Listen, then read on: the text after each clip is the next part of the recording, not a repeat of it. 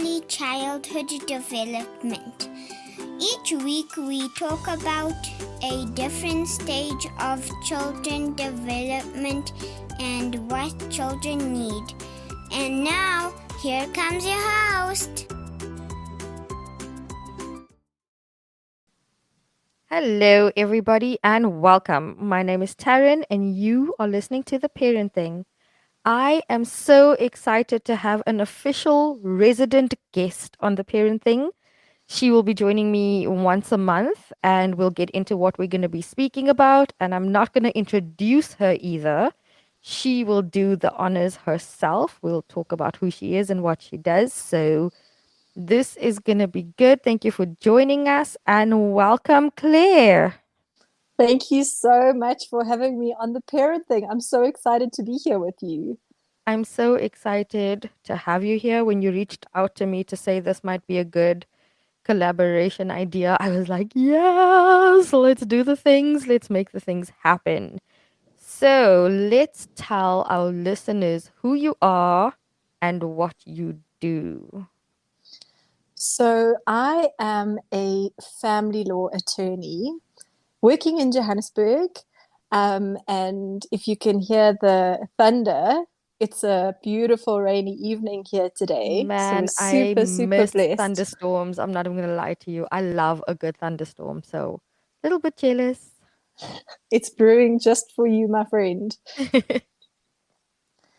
Um, I'm a family law attorney.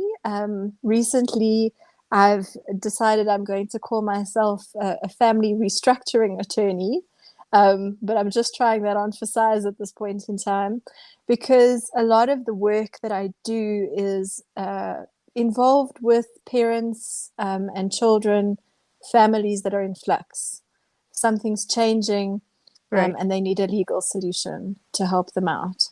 And, when I listened to your podcast, I was super excited because some of the things that I think I encounter um, are probably, things that we can discuss together to try and find some solutions for parents that are having trouble Absolutely. whilst these families are being restructured.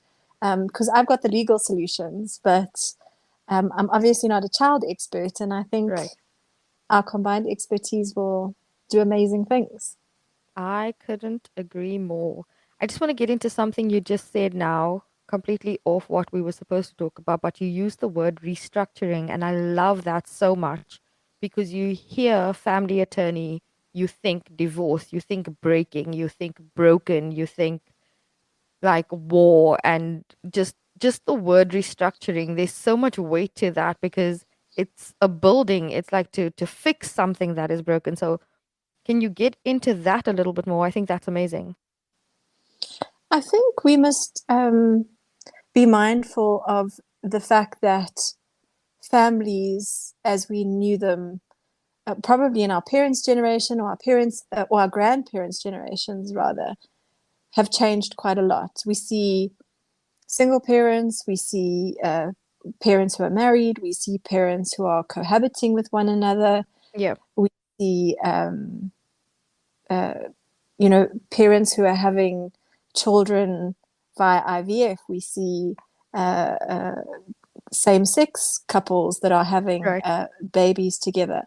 So the way families look these days is just so different to the way they did so many years ago.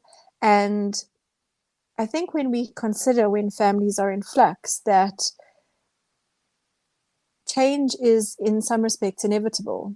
And if it is that families are able to come to a solutions-based outcome where resolution is foremost in their minds, it does allow for a space to open up where the focus can shift to that of the relationship, to that of the child. Right. And I think there's enormous power there for families to reconsider that they are no longer at war with one another, but they're actually looking at solutions as to how it is that they can restructure their lives in such a way that is meaningful for them and, of course, meaningful for their children.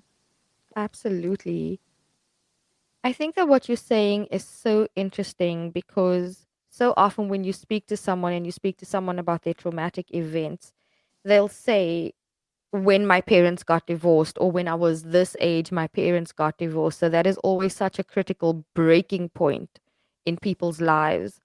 And I love that as an attorney who actually gets paid to break a family up, for lack of a better term, there is an underlying motivation and intention to still keep the family together, even if in an unconventional sense, so that the child doesn't suffer the way us previous generations have suffered because of a divorce. I think that's something that it's important, at least in my job, to bear in mind, is that I am involved in people's lives for a period. And then Mm-hmm. my role must come to an end somewhere along the line. And it's after that point that parents need to co-parent together independently of, hopefully, independently of an attorney and the experts that are involved in a matter. And Right. unfortunately, sometimes it is inevitable, but I think those are perhaps the outlying cases. And I think the more common sort of environment for the breakup of a family is that we must look forward to the future to consider how it is that this family is going to operate in the absence of the attorneys being involved or the psychologists being involved. And I think as family law attorneys or practitioners, it is important for us to bear that in mind, because there is going to be a time when we are no longer involved in Right. the lives of our clients and able or not able to assist them, because of course we are able to assist on an ongoing basis, but more than that, also empowering our clients to be able to stand for themselves in a Yeah. family environment, to be able to speak what with knowledge, to be able to articulate what they think is right or not for their children with some degree of information and authority. Absolutely. Absolutely. So that kind of brings us to why we thought it was a good idea to have these monthly chats, right? Because when I typically have been recording my podcasts, in my mind, I have a picture of a quote unquote conventional family. So I picture a family where there's two parents. I picture a family where things are all like rosy, when the reality is that is not the case, and that children actually go through so much. And I don't know why I didn't think of it, because I say that to myself literally every day when I see what my students go through, and hear about what my students are going through. So when you said let's talk about the difficult stuff that children actually have to adapt to, and maybe we could speak about how parents could actually co-parent, so while they aren't getting along and they aren't going to be together anymore, to still have that want and desire to make sure that their children are okay. So I think it's really awesome that you had the idea, so that we could have like realistic chats about what actually is happening in the world and issues that children have to deal with or overcome.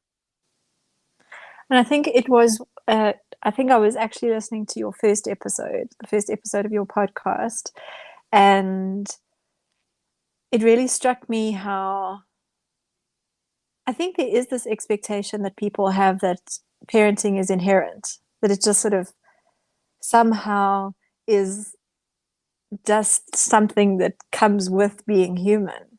And when I listened to your first podcast, it really struck me how informative the content was as to the things that I don't think that people just know by virtue of the fact that they are parents. And I think when I consult with clients, questions are often asked about how do we support our children whilst we are going through this breakup, or whilst we are going through this Mm-hmm. divorce, or even families who have already been separated for some time, Yeah. who are still trying to grapple with how it is that we support a child when child comes back from the other parent's house super grumpy, for example. Right. And when I've listened to your podcasts, and I think this is what prompted our conversation, I couldn't help but think that there's such a fantastic intersection between your knowledge base Yeah. and the advice that I give to clients that is legal, because I'm not a parenting expert, I'm a legal expert, Right. and your expertise being within the parenting realm. Absolutely. And you're saying that people think that it's inherent, like parenting just comes naturally. But if you think about life, like you can't do anything unless you go through the process of school and then have to pass a test to get out. And you couldn't become a lawyer without going through the process of law school where they teach you and then going through a test to get out.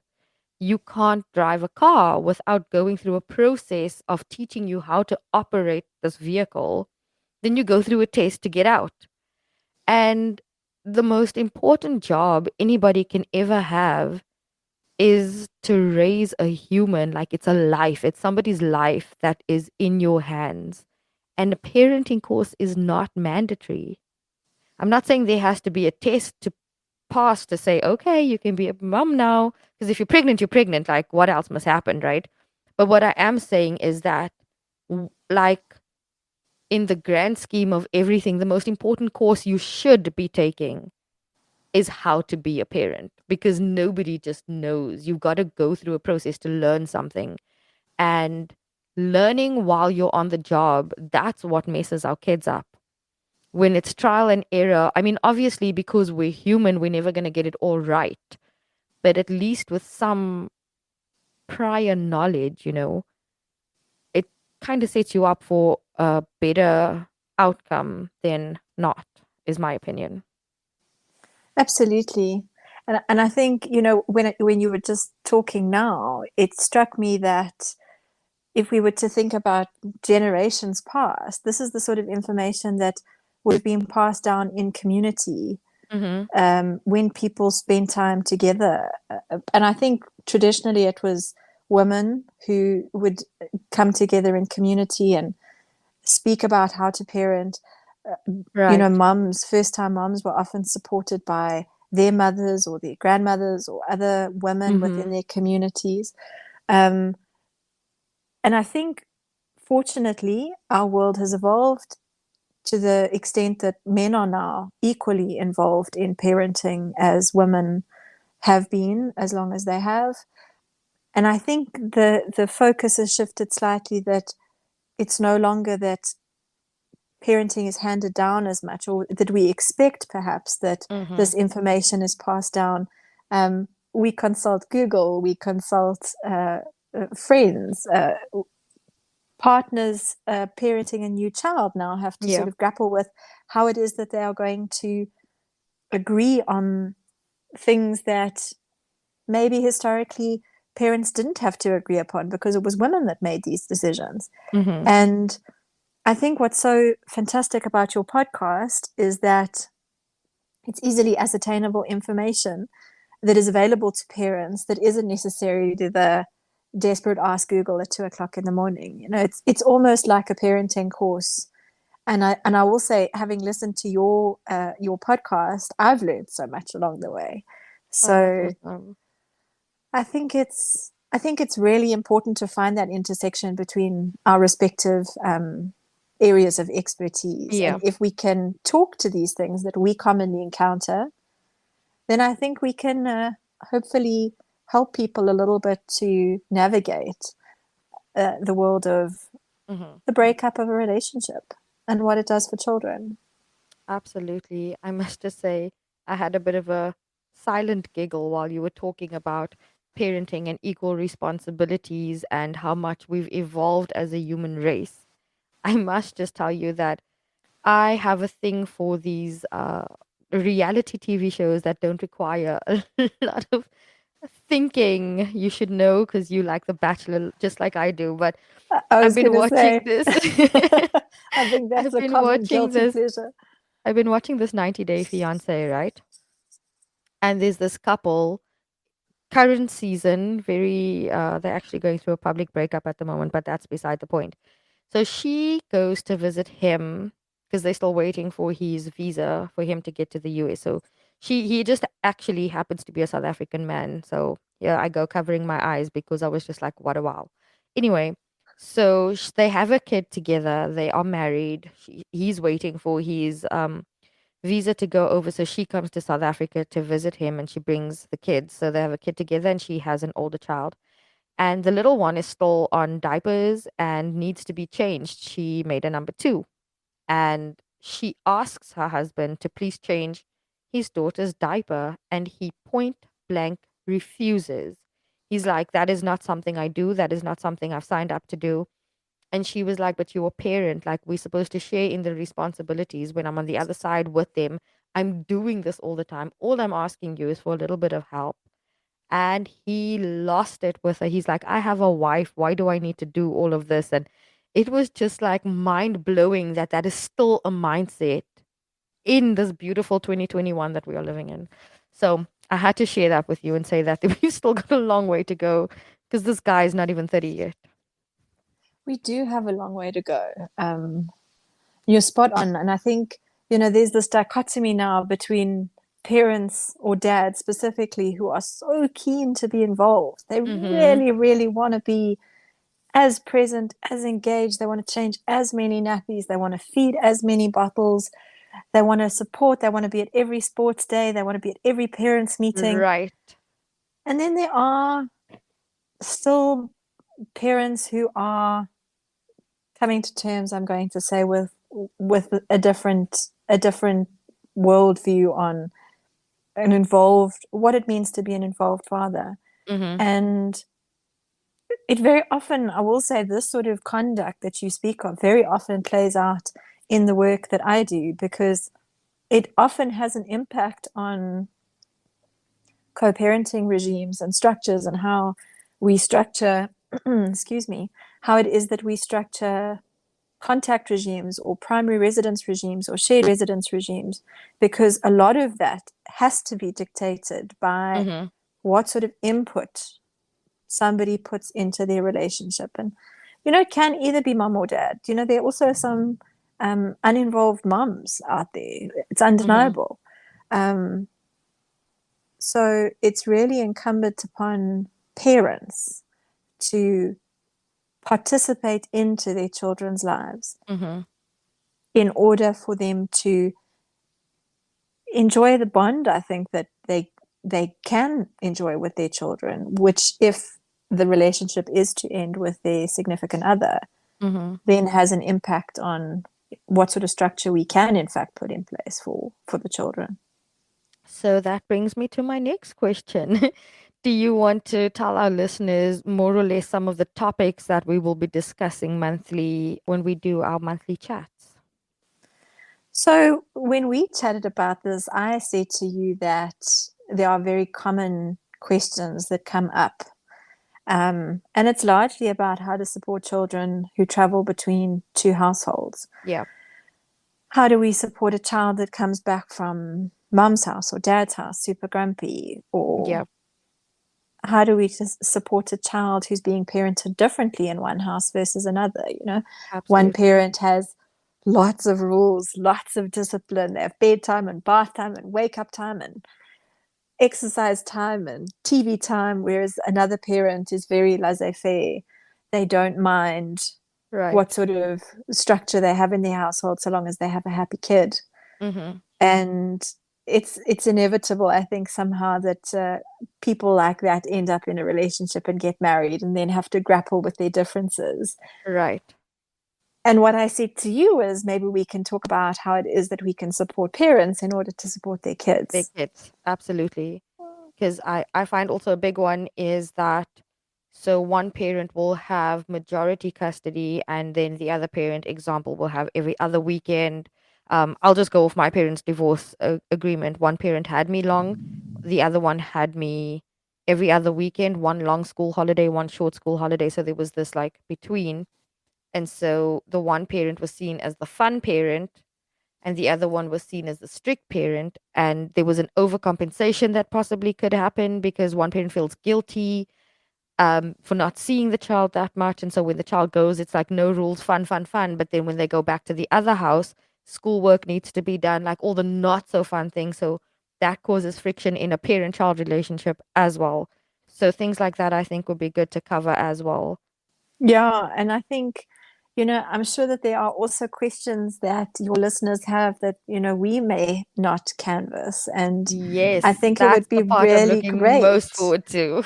Yeah, I think it would Absolutely. be really, really great if we could have some comments Mm-hmm. from your listeners about specific topics that are interesting for them so that Mm-hmm. we can address specific issues.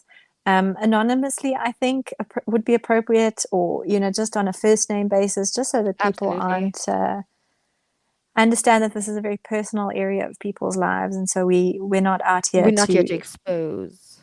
no, we're not out here to publicly expose anybody, but if we can answer people's questions, and hopefully we can provide people with support, because I think what we do know is that one person's question is very often a few people's question. Absolutely. So, in closing, since we've got the whole rundown of who you are, um, I'm going to ask you this at the end of every chat we have. How can our listeners contact you if they need you? The easiest way to quickly get in touch with us is to pop us an email. And that's family, FAMILY, at witz, WITZ.co.za. People can always pop through to our website and have a look at our profile. It's www.witz.co.za. Otherwise, give us a call. We always like to chat to people. You can give us a ring on 011 010 0400. Perfect. So, I'm going to ask you to give that phone number again, but with the international dialing code. Of So, it's course, plus yes. 2711. It is. It's +27 11 010 0400.